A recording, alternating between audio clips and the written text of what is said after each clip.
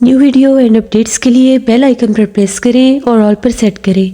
शुरू करते हैं अल्लाह के बाबरकत नाम से जो बड़ा मेहरबान और निहायत रहम वाला है। तमाम तारीफ़ें मेरे अल्लाह रब्बुल इज़्ज़त के लिए हैं। हॉरर स्टोरीज़ उर्दू के मुअज़्ज़ज़ नाज़रीन को मेरी तरफ से अस्सलाम वालेकुम। उम्मीद करती हूँ आप सब लोग खैरियत से होंगे, जहाँ होंगे खुश होंगे। आज आप लोगों के लिए मैं वेरी इंटरेस्टिंग हॉरर स्टोरीज़ लाई हूँ जिन्हें आप लोग बहुत पसंद करेंगे। आज की पहली खौफनाक कहानी वकास अहमद शेयर कर रहे हैं मैनचेस्टर से।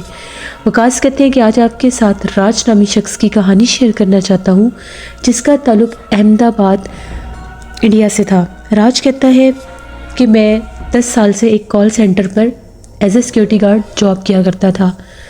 ज़्यादातर मेरी जो ड्यूटी होती थी वो नाइट शिफ्ट में होती थी, तो अक्सर वहाँ पर मुझे कुछ महसूस होता था कि जिस तरह से वहाँ पर कुछ है, लेकिन मैं इस चीज़ का जिक्र किसी से नहीं करता था।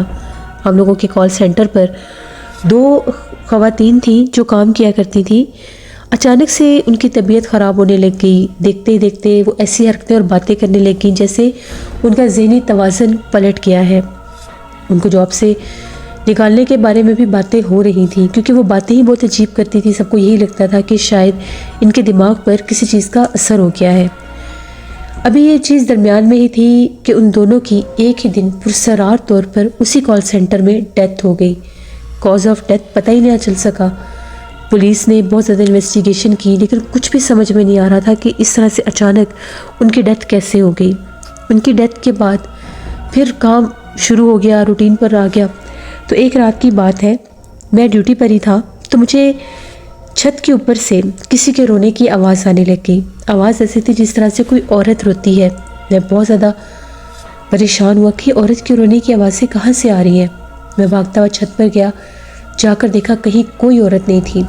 वापस आया तो जिस तरफ वो 2 ख़वातीन थी उस तरफ से भी रोने की आवाज़ें आने लग गई, जहाँ पर उनकी डेथ हुई थी, जहाँ पर वो बैठती थी। अब मुझे फिर खौफ आने लग गया। मैंने ये बात वहाँ के जो कॉल सेंटर के ऑनर थे उनको बताई। उन्होंने ये कहा कि फ़िज़ूल किस्म की बातें, अफवाहें फैलाने की ज़रूरत नहीं है। लगता है तुम्हारे दिमाग पर भी असर हो गया है, अपने जॉब पर ध्यान दो, ऐसा वैसा कुछ भी नहीं है। अब ये काम रोज़ का ही होने लग गया। जैसे मैं नाइट शिफ्ट में ड्यूटी करता था, मुझे रोने की आवाज़ें आती थी, लेकिन दिखाई कोई नहीं देता था। एक दफ़ा ऐसा हुआ, वहाँ के जो ऑनर थे उनकी कोई मीटिंग थी। मीटिंग काफ़ी देर तक चलती रही, यहाँ तक कि काफ़ी रात हो गई। तो जब वो वहाँ से निकले तो एकदम से उन्हीं औरतों के डेस्क की तरफ से वो गुजरने लगे, तो उनकी चीख निकल गई। इतने खौफज़दा हुए कि ज़मीन पर गिर गए। हम सब लोग भागे तो वो बेहोश हो चुके थे। उनको उठाकर वहाँ पर उनके केबिन में लेकर गए, उनको लिटाया। थोड़ी देर के बाद उन्हें होश आया। हम सबको देखकर वो बहुत डरे हुए थे। हमने उनको पानी वानी पिलाया। उनसे पूछा कि सर आपको क्या हुआ, आप एकदम चकरा कर गिर कैसे गए थे और आप बहुत खौफनाक तरह से चीखे भी थे। तो उनका ये कहना है कि जैसे मैं अपने ऑफिस से निकलकर उन दोनों खातून के डेस्क के पास से गुजर रहा था तो मुझे एकदम से रोने की आवाज़ आई। मेरी नज़र पड़ी तो उसी डेस्क के पास मैंने 4 औरतों को देखा। उनके चेहरे बहुत ज़्यादा भयानक थे और वो इस तरह से झूल रही थी जैसे उन्होंने फांसी ली हुई है। वो बहुत डर गए और ये कहा कि कॉल सेंटर जो है यह सेबज़दा है, यहाँ पर भूत प्रेत का बसेरा हो चुका है। तुम लोग जाओ, किसी साधु को या किसी पंडित को लेकर आओ। सुबह ऐसे ही हुआ, वहाँ से जाकर इलाके से एक पंडित को लेकर आए। वो आए तो उन्होंने वहाँ पर जैसे ही मंत्र वगैरह पढ़े तो उनका ये कहना था कि ये जो जगह है यहाँ पर भूत प्रेत का बसेरा, ये एक भूतिया कॉल सेंटर हो चुका है। क्योंकि यहाँ से ये पहले जो था, ये कॉल सेंटर बनने से पहले एक आदमी था, उसका एक प्राइवेट क्लिनिक होता था। वहाँ पर नर्सेस भी आती थी। तो उस आदमी ने उन औरतों को जिस तरह से तंग किया, बदतमीज़ी की उनके साथ, तो उन्होंने तंग आकर यहाँ पर अपने आप को मार लिया, ख़ुदकुशी कर ली। उसके बाद से ये जगह आज सेबज़दा हो गई और यहाँ पर भूत प्रेत ने अपना बसेरा कर लिया। वही भूत प्रेत उन औरतों के रूप लेकर सामने आते हैं। बेहतर यही है कि आप इस जगह को छोड़ दें, वरना वो भूत प्रेत और जिन्नात आपको भी नुकसान देंगे। वो जो 2 औरतें थीं उसी डेस्क पर बैठती थीं, इसीलिए उनकी हालत ऐसी हो गई थी। उनको भी भूत प्रेत ने अपना निशाना बना लिया था। हम सब लोग बहुत ज़्यादा डर गए कि ये, मैं उनको पहले ही बताता था कि मुझे रात भर ऐसी आवाज़ें आती हैं, लेकिन मेरी कोई बात नहीं मानता था। फिर उसके बाद वो कॉल सेंटर जो था वो शिफ्ट हो गया किसी और बिल्डिंग में। उसके बाद ऐसा कभी भी नहीं हुआ, लेकिन वहाँ पर बिताने वाली रातें और वो जो वक्त था वो मैं कभी भी नहीं भूल सकता। ये कहानी थी राज की जो वकास अहमद ने शेयर की मैनचेस्टर से। बहुत शुक्रिया वकास साहब का। बढ़ते हैं एक और खौफनाक कहानी की तरफ। ये खौफनाक कहानी सुहेल शेयर कर रहे हैं। सुहेल कहते हैं कि आज आपके साथ अपनी ज़िंदगी में पेश आने वाली बहुत ही ज़्यादा डरावनी कहानी शेयर करना चाहता हूँ। आज से तकरीबन 11-12 साल पुरानी बात है। एक दफ़ा मैं हैदराबाद गया, तो जब मैं ट्रेन से उतरा रात काफ़ी हो चुकी थी और मौसम भी बहुत सा ख़राब था। मैंने अपने एक दोस्त के पास जाना था। बहुत तेज़ तूफ़ानी बारिश शुरू हो गई। मैं इसके पास पहले भी जाता था, मुझे इसके घर का पता था। मेरे से गलती ये हो गई कि मैंने उसे आने से पहले बताया नहीं, और वहाँ उस वक्त मेरे पास मोबाइल भी नहीं था।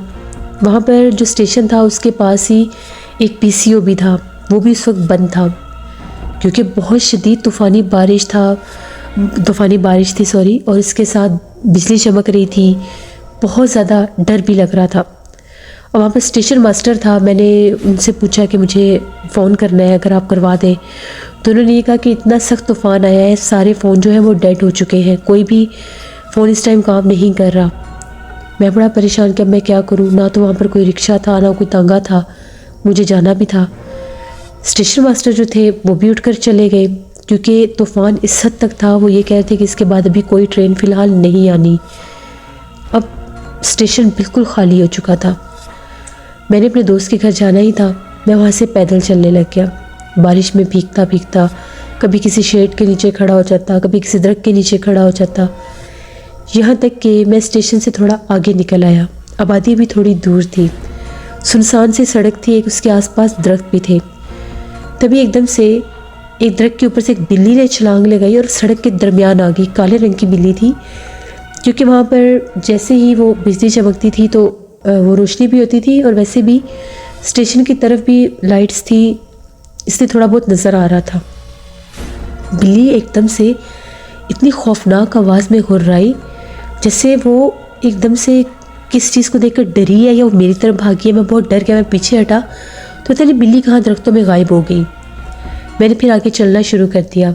अभी मैं चलता ही जा रहा था, तभी मुझे अपने पीछे से चलने की आवाज़ आने लग गई, जैसे मेरे पीछे भी कोई चल रहा है। जब मुझे आवाज़ आई तो मैं रुक गया। मैंने पीछे पलट कर देखा तो नज़र मुझे कोई नहीं आया। मैं फिर चलने लग गया। जैसे मैं चलता था कदमों की आहट शुरू हो जाती थी, और आहट ऐसी थी जैसे किसी ने पाँव में एड़ी वाले शूज़ पहने हैं और वो सड़क पर मेरे साथ साथ चल रहा है। फिर पीछे पलट कर देखता था तो कोई नज़र नहीं आता था। तभी एकदम से जैसे मैंने आगे मुँह किया तो मेरे आगे आगे मुझे एक औरत चलती हुई नज़र आई। कहीं किसी औरत, किसी इंसान का नामो निशान नहीं था। पता नहीं उसके किस रंग के कपड़े थे, वाज़े नहीं हो रहे थे, सफ़ेद नहीं थे, शायद रेड कलर के थे या इस तरह के कोई कपड़े थे। और उसके बाल भी बहुत ज़्यादा लंबे थे। चूड़ियाँ उसने पहनी हुई थी, चूड़ियों की भी आवाज़ आ रही थी, और वो चलती हुई आगे जाने लग गई। तभी चलती चलती एकदम से जैसे वो जाकर एक दरख्त के नीचे खड़ी हो गई। अब मुझे बहुत डर लगने लग गया कि मैंने भी यहीं से गुजरना है, तो मैं यहाँ से कैसे गुजरूँ। मुझे बहुत ज़्यादा डर लग रहा था। जैसे ही मैं आगे जाने लगा मैंने आयतुल कुर्सी पढ़ना शुरू कर दी। मैं सिगरेट पीता था। मैंने एकदम से अपना लाइटर निकाला और उसको जला लिया। जैसे मैंने लाइटर जलाया तो वो जो औरत दरख्त के नीचे खड़ी थी वो गायब हो चुकी थी। मैं बहुत ज़्यादा डर गया। जब वो गायब हुई मैंने वहाँ से भागना शुरू कर दिया।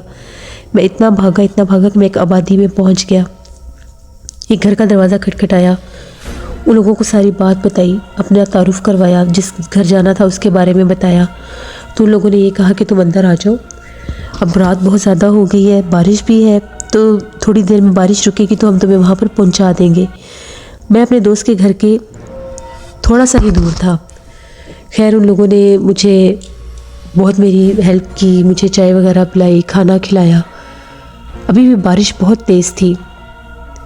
तकरीबन इतनी बारिश थी कि वहाँ से बाहर नहीं निकला जा सकता था, और रात भी आधी हो चुकी थी। फिर उन लोगों ने कहा कि तुम यहीं पर रात रुक जाओ, सुबह चले जाना। रात भर बारिश होती रही। सुबह जैसी हुई फिर वो लोग मुझे वहाँ पर छोड़ कर आए। मैंने उनका शुक्रिया अदा किया कि आप लोगों ने मेरी बड़ी हेल्प की है। मैं अपने दोस्त के घर पहुँचा, दोस्त को बताया तो उसने ये कहा कि स्टेशन वाला कुछ हिस्सा सेफ ज़्यादा है, वहाँ पर जिन्नात वगैरह पाए जाते हैं, बल्कि वहाँ पर एक पिछल पैरी भी रहती है जो इसी तरह से लोगों को नज़र आती है। इसीलिए मगरिब के बाद इशा के टाइम तक वहाँ पर ये सर्दियों के मौसम में कोई भी रिक्शा या तांगा वगैरह नहीं रहता, ना ही जाते हैं वो लोग। फिर मैंने खुदा का शुक्र अदा किया कि मैं बच गया और खैरियत से घर आ गया। अपने कुछ दिन वहाँ पर रुका, फिर डे टाइम मेरे दोस्त ने मुझे वहाँ से बिठाया और मैं अपने घर आ गया। दोबारा मैं अपने दोस्त की तरफ नहीं गया। तो ये मेरी एक कहानी थी जो मैंने आपके साथ शेयर की। बहुत शुक्रिया सुहेल आपका। इसलिए ये थी आज की एक हॉरर स्टोरी। अपना फीडबैक मुझे ज़रूर दें, आप लोगों को कैसी लगी। आप लोग भी अपनी हॉरर स्टोरीज शेयर कर सकते हैं डिस्क्रिप्शन बॉक्स में दिए गए ईमेल आईडी nushinmilk57@gmail.com पर। इसके अलावा आप लोग मुझे कमेंट बॉक्स में भी स्टोरी शेयर कर सकते हैं। अपना बहुत सा ख्याल रखिएगा। अपनी ढेरों दुआओं में मुझे, मेरी फैमिली, मेरे पूरे पाकिस्तान को याद रखिएगा। Thank you for listening my stories. Stay blessed. अल्लाह निगहबान।